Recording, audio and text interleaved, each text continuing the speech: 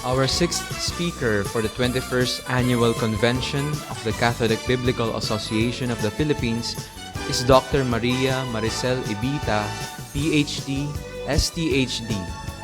Dr. Maricel hails from Daet, Camarines Norte. She graduated BS Nursing at the University of Santo Tomas in 1993. She did theological studies at the Institute of Formation and Religious Studies in Quezon City, 2003. She obtained her Bachelor in Sacred Theology at the Catholic University of Leuven, Belgium in 2007. In the same university, she received her Master's in Advanced Studies in 2007, her Licentiate in Sacred Theology in 2010, and her PhD and Doctorate in Sacred Theology in 2015. At present, she is Assistant Professor at the Department of Theology at the Ateneo de Manila University. She is also part-time professor for the PhD program at St. Vincent School of Theology, Adamson University, Quezon City.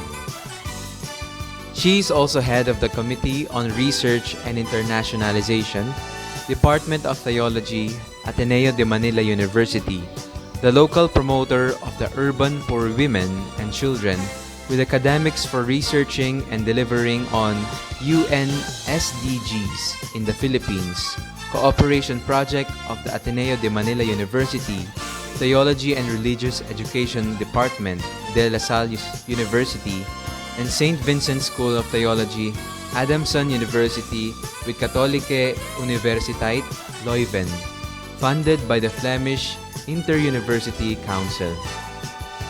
Co-chair on the research group, The Bible and Ecology, European Association of Biblical Studies. Dr. Maricel was elected to the CBAP Board of Trustees in 2017, and she is ending her term in this convention. Here is Dr. Maricel Ibita to present her paper, I Will Never Again Curse the Ground, the Yahwist Flood Story in a VUCA World. Hello, good morning, everyone. Thank you for the very kind introduction. We are already on our last day of the 21st Annual Convention of the Catholic Biblical Association of the Philippines with our theme, From the Hunter's Snare on God, Scriptures, and Disasters. My sharing for today will be entitled, I Will Never Again Curse the Ground Because of Humankind, an ecological reading of the Yahwist flood story, Genesis 6 to 8, in a VUCA world. While believers in the Philippines were in a festive mood to celebrate the 500th year of Christianity in 2021, in the pre-COVID-19 era, it is quite disconcerting for me that even if the country is located on the earthquake and typhoon belt of the Pacific, ecological concerns brought about by global warming is not explicitly included in the 9-year pastoral priorities set by the Catholic Bishops' Conference of the Philippines in 2012. How can we overlook the devastation that climate change may bring? We had Haiyan or Yolanda in November 2013 and Raleigh and Ulysses just this past weeks. All of them brought terrible devastation to our people and our country. For Bergman, climate change changes religion. I propose that it should also influence our interpretation of texts, especially religious texts, as they condition our beliefs about creation and human destiny. One of the most disturbing texts we find in the Bible is the flood story in Genesis 6 to 9. I suggest that a rereading of this difficult text employing a modified ecological triangle will allow more nuances in the dynamics between and among the Lord, humans, and non-human creation. In this study, I will succinctly present a part of an earlier investigation I did on the Yahwist and Priestly versions of the story. For today, however, I will explore how the ecological crisis complicates what some people call a VUCA world, and thus the need for a practical way of reading the scriptures from ecological lens. Next, I will briefly investigate the relationships between and among the characters of the Yahwist version of the flood story using the lens of modified ecological triangle. Lastly, I will glean some implications and challenges in the biblical deluge narrative in responding to the ecological crisis that we face as one planet and how we can go beyond the so-called VUCA world. VUCA world and the need for an ecological reading of scriptures. This CBAP conference is unique because of the unprecedented time we live in. Instead of being together in a hall or a retreat house for our annual convention, we are locked down depending on the quarantine protocols against COVID-19 of the places where we are. The week of November 7 to 14, our original date for the convention, reminded us of Haiyan or Yolanda in 2013. Unfortunately, we have to move our dates because of another series of destructive typhoons like Super Typhoon Goni or Rolly, and then followed by Sione, Tonyo, and Ulysses, which brought our country a lot of devastation in a span of 2 weeks, while prevention, relief, and recovery are hampered by the COVID-19 pandemic. The global spread of the disease has immensely impacted healthcare, global economy, politics, and governance, global migration in terms of labor and those forcibly displaced, global pollution, and yes, the origins and the rise of zoonotic diseases. All this affirm that we live in a VUCA world, an acronym for volatile, uncertain, complex, and ambiguous world. The United States military in 1987 used it after the end of the Cold War to describe worldwide instability and unpredictability. Fernando Segovia spells the various areas of global life where vulnerability lies. A post-global economics that marginalizes, post-national in terms of world migration, and post-human concerning climate crisis. We can add post-truth and pandemic to complicate the situation even more. Creation Care Book and Salvation History from Genesis 1 and 2 to Revelation 22. The climate crisis has ushered in more systematic methodologies in terms of biblical ecological hermeneutics, such as the Earth Bible Project, spearheaded by Norman Habel and our Australian colleagues, as well as Ernst Conradi from South Africa, the group of David Horrell from Exeter in the UK, Hilary Marlowe from Cambridge, UK, and some Nordic colleagues, Tina Nielsen and Anna Rebecca Solebak. Since her approach is the most text-centered and easily adapted, at least for me, I follow Hilary Marlowe's insight with some modifications. She builds from C.J.H. Wright's ethical triangle among God, Israel, and the land. In her version of the ecological triangle, God occupies the top while humanity and non-human creation are on either side. This model shows the unique relations between God and humans, God and non-human creation, and between humanity and non-human creation. She asks 3 questions. What understanding of the non-human creation, whether cosmic or local, does the text represent?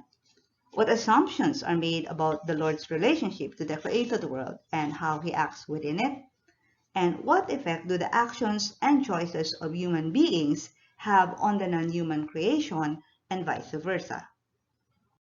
To show a more dynamic interrelations among the 3 characters, I added 3 more questions to the 3 that Hilary asked. 1. How does God feature in the non-human creature relation? Next, how does non-human creation feature in the God-human relation? And lastly, how does humanity feature in the God and non-human creation relation? In today's presentation, I will focus on the intertwining dynamic among these 3 characters by reading the Yahwist version of the flood narrative categorized by Norman Habel. So let's read the text from the Yahwist version. The Lord saw that the wickedness of humankind was great in the earth, and that every inclination of the thoughts of their hearts was only evil continually. And the Lord was sorry that he had made humankind on the earth, and it grieved him to his heart. So the Lord said, I will blot out from the earth the human beings I have created, people together with animals and creeping things and birds of the air, for I am sorry that I have made them. but Noah found favor in the sight of the Lord. Then the Lord said to Noah, "Go into the ark, you and all your household, for I have seen that you alone are righteous before me in this generation.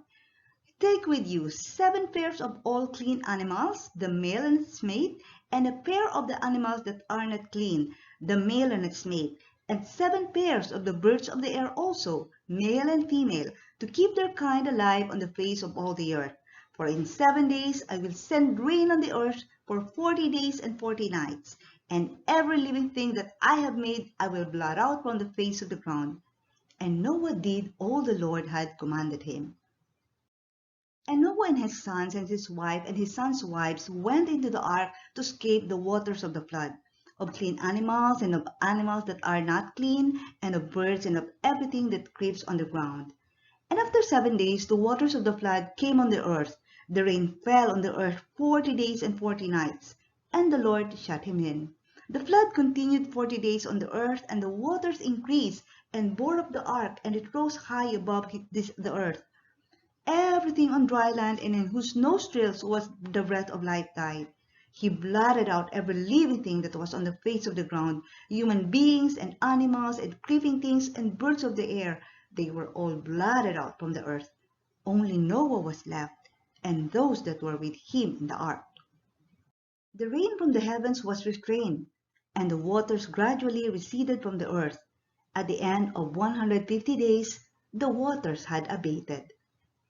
At the end of 40 days, Noah opened the window of the ark that he had made and sent out the raven, and it went to and fro until the waters were dried up from the earth. Then he sent out the dove from him to see if the waters had subsided from the face of the ground. But the dove found no place to set its foot, and it returned to him to the ark, for the waters were still on the face of the whole earth. So he put out his hand and took it and brought it into the ark with him. He waited another 7 days, and again he sent out the dove from the ark, and the dove came back to him in the evening, and there in its beak was a freshly plucked olive leaf. So Noah knew that the waters had subsided from the earth. Then he waited another 7 days, and sent out the dove, and it did not return to him any more. And Noah removed the covering of the ark, and looked, and saw that the face of the ground was drying. Then Noah built an altar to the Lord, and took of every clean animal and of every clean bird, and offered burnt offerings on the altar. And when the Lord smelled the pleasing odor, the Lord said in his heart, "I will never again curse the ground because of humankind, for the inclination of the human heart is evil from youth. Nor will I ever again destroy every living creature as I have done. As long as the earth endures, seed time and harvest, cold and heat, summer and winter, day and night shall not cease." We have heard and read the text of the story of the flood from the Yahwist tradition. Now let's go to the Great Flood from the lens of modified ecological triangle, which Hilary and I propose. Number 1, the relationship between the Lord and the humans in the Great Flood. Genesis 6:5-6 introduces the relationship status between the Lord and humans. The Lord saw that the particular wickedness of the humans was great in the earth. The Lord was sorry that he had made the humans, and it grieved him to his heart. And the Lord said that he will destroy. It is with cosmic regret that the Creator will bring a watery destruction to this fashioned earthling, who in its desire for knowledge of good and evil does not recognize the evil that humanity has both generated and suffered. Along with the earthling is the dissolution of all the other created beings from the earth, of all life. The flow of the story, however, is halted by Noah finding favor in the Lord's sight. Next, the relationship between the Lord and the non-human creation in the Great Flood. When the Lord told Noah to go into the ark with his household, the Lord also ordered the safety of both clean and unclean animals with their mates, 7 pairs each. Rain fell on earth for 40 days and 40 nights, killing those with the breath of life. The breath of life. So here we have everything that has the breath of life, which we can compare with the breath of life in Genesis 2:7, which made Adam alive. Outside the ark, humans, animals, creepers, and birds of the air were blotted out from the earth. Only Noah and those with him in the ark were left. Third, the relationship between humans and non-human creation in the Great Flood. The Yahwist underlines human evil as the cause of divine grief, which resulted in the non-human creatures suffering the Lord's punishment.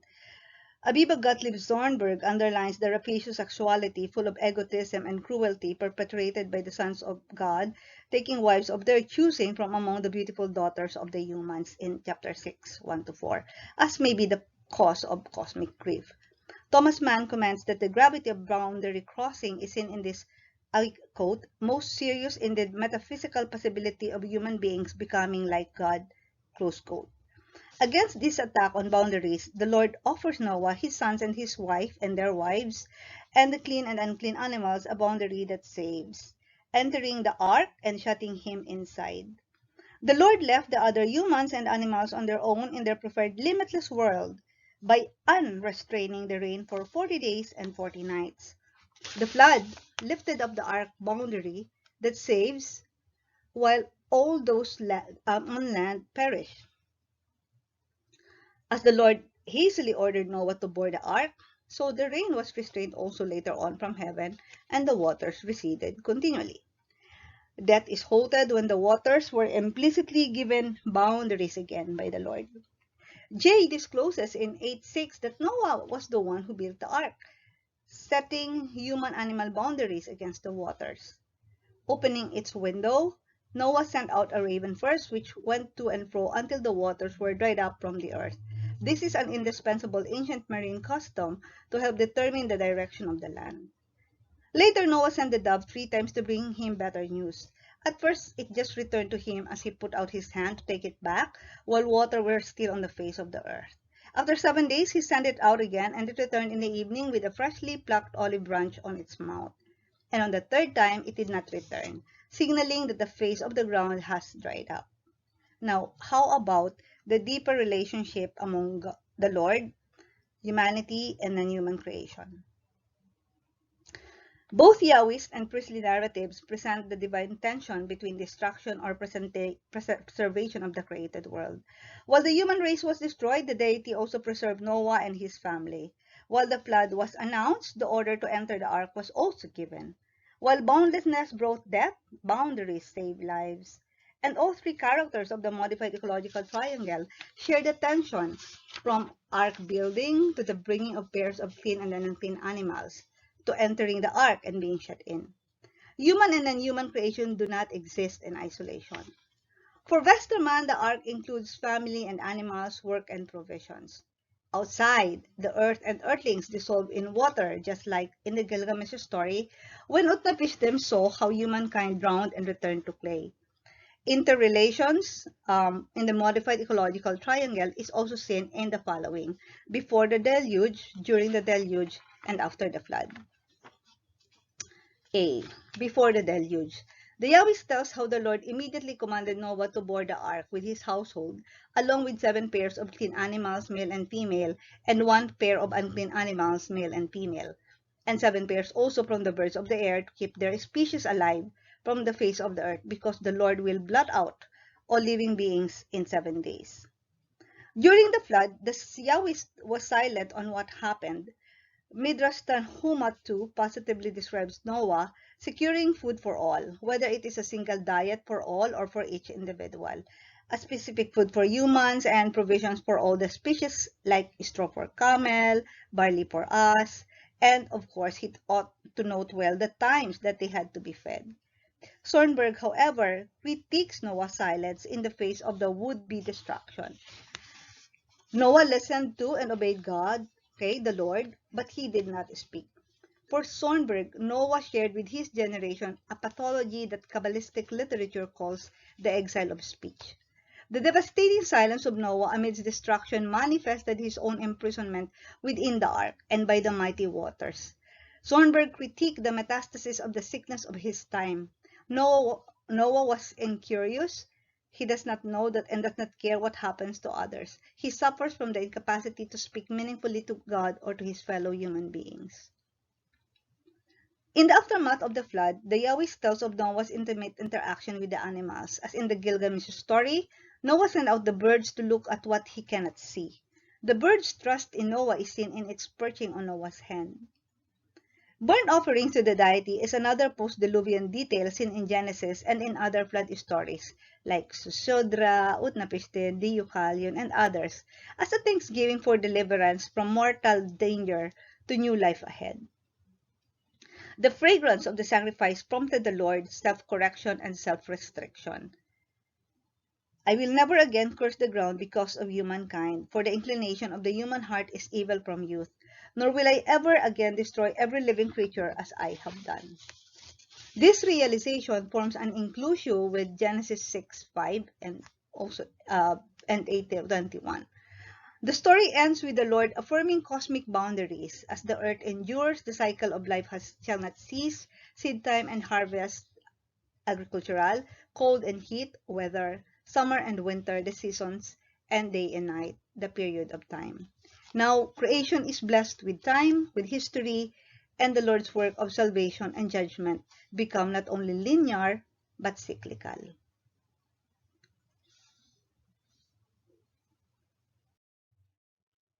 Let us now go to the third part, the Great Flood implications and challenges. Given how the climate crisis complicates the so-called VUCA world, this presentation offers insights from ecological hermeneutics using modified ecological triangle. What implications and challenges do we see as climate change changes religion? Number one, the ecological reading of text. What I exemplified here using modified ecological triangle is how to rethink our religious and sacred narratives by equally considering the perspectives of the non-human creatures in relation with the divine and humanity. Doing so reveals the unique dynamic that other creatures have with the divine, in addition to the divine-human relations. This reading is both enriching and self-correcting in terms of our own thoughts and attitudes concerning flora, fauna, and other cosmic entities. Reframing our religious and theological concepts challenges us to be either world makers or world destroyers. Number two, boundary setting in the context of Capitalocene. In the Yahwist version of the story, Zornberg and Mann point to rapacious sexuality between the sons of God and the daughters of humans as symbolic of humanity's quest to be limitless, to be like the Lord. Contemporarily, disasters and the pandemic highlight what Moore calls Capitalocene, or the system of power, profit, and reproduction in the web of life. In the flood narrative, we see power relations, gender violence, necessities in disaster management. We also know how unjust human relations toward other people and creation have precipitated climate change, and that the discussion around it is not a simple scientific and gender-neutral discourse. Global bodies already recognize environmental crimes such as mining, fishing, and logging done illegally, pollution crimes, and wildlife crimes. The Pan-Amazonian bishops categorize it as ecological sins against the current and future generations. Number three, disaster in community before, during, and after the catastrophe. As I already mentioned, the flood narrative can be read as a story of disaster management. It tells of divine instruction to enter the ark as an evacuation center before the flood came. Authors Graves and Patay tell of various stories about the flood, such as Noah being rebuffed when he warned the other peoples about the flood. They also tell of how Noah followed the instructions of the guardian angels for the provisions of each creature. Can we imagine how Noah provided for what animal, which food, and for when? Being locked down with his family and non-human creation also served as a growth period for Noah in a new way of being a creation community. Other midrashim tell of Mrs. Noah's musical ability to calm the ark community. Noah did not have to do everything alone. The post-Diluvian sacrifice describes the Lord's self-imposed limits in terms of causing destruction to the earth and all flesh. Number four, modified ecological triangle, disturbing text in times of disasters. While we highlighted today the relations that non-humans have with the divine and with the human community, a difficult task is still needed. How do we grapple with the disturbing image of the divine? Both Yahwist and priestly versions excuse the deity from the destruction that consists of punishing the humans, all flesh and the earth, because of their evilness and corruption. But we are unprepared for the merciless divine violence that follows.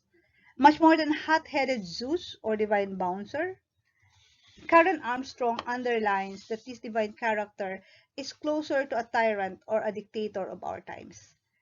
The story cautions us that excusing a deity who almost annihilated the whole human race and all other created beings endangered the dulling of our senses in face of the horrors that earthly rulers do to purge their enemies, blame the Lord in the face of tragedies to escape responsibilities, and call on people's resiliency to cover their ineptitude. When disasters of biblical proportion happen, we should ask hard questions and wrestle with the trauma that this divine image and the interpretation of religious texts cause to individuals and communities. To conclude, in this brief presentation, okay, I tried to make sense of the disturbing story of the flood in the Yahwist version using ecological lens. As we suffer the ravages of climate crisis, we are challenged to make sense of religious texts, to reframe religious belief system and shape their interpretations, because according to Faust and O'Shannon Murphy, they are crucial to building a political will to mitigate climate change. Doing so will allow us to have an alternative to the VUCA world in terms of ecological emergency. And this alternative I learned from Dr. Kuyiken of the Ateneo de Manila University. During these times, it is necessary that we have vision clarity, that we understand what truly matters, that we have the courage to shift gears, and the agility to act on more meaningful choices.